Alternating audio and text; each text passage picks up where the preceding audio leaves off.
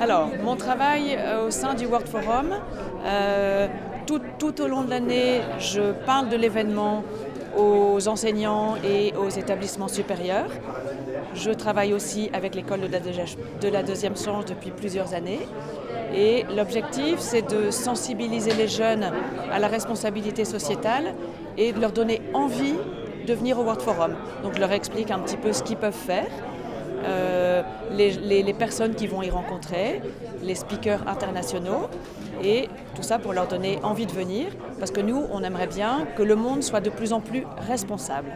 Et alors au sein du World Forum, souvent on me confie la mission d'être responsable d'une conférence où je vais aider à l'organisation d'un déjeuner, puisque quand on organise un événement avec plus de 5000 participants, il y a beaucoup de missions différentes à organiser et donc chacun apporte sa contribution à l'organisation.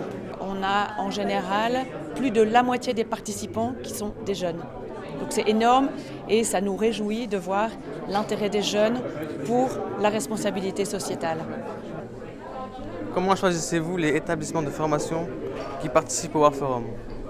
Alors au départ, je les contacte par mail, puisque j'ai établi une liste de beaucoup d'écoles et de certains enseignants que je connaissais. Et puis certains veulent en savoir plus.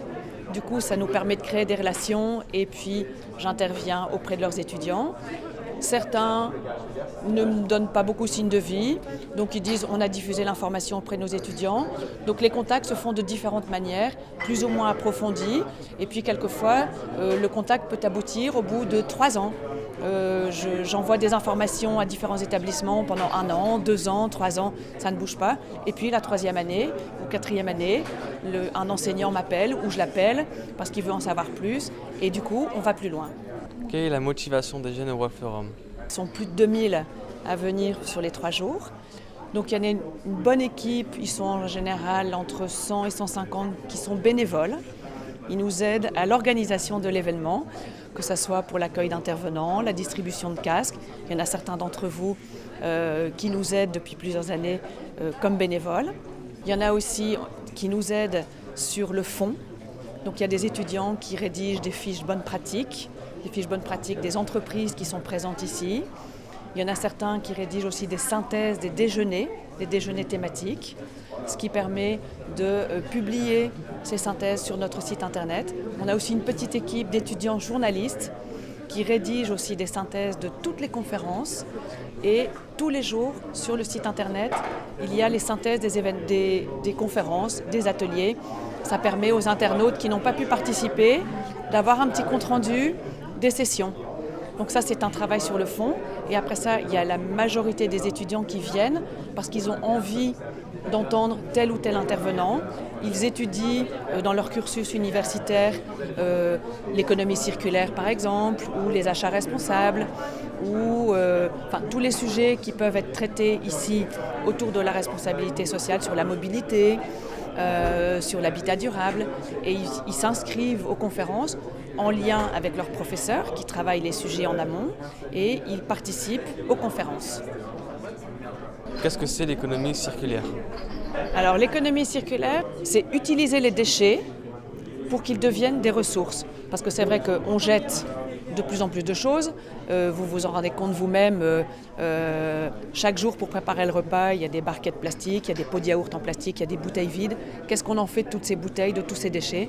Eh bien, on s'est rendu compte qu'on pouvait les réutiliser et qu'ils pouvaient être recyclés et redevenir de la matière. Ce qui permet de jeter de moins en moins de déchets et d'utiliser de moins en moins de ressources, parce qu'on sait que les ressources naturelles, on en a tellement consommé qu'il y en a de moins en moins. Et il faut essayer de les préserver ou de mieux les utiliser. Donc voilà. Quelle est la place des jeunes sans diplôme? Eh bien, par exemple, c'est votre équipe qui a choisi de faire un reportage sur le World Forum.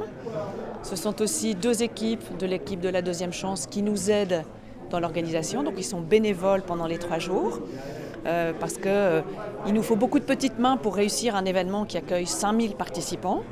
Donc ce sont des tas de détails et ces jeunes-là nous aident considérablement.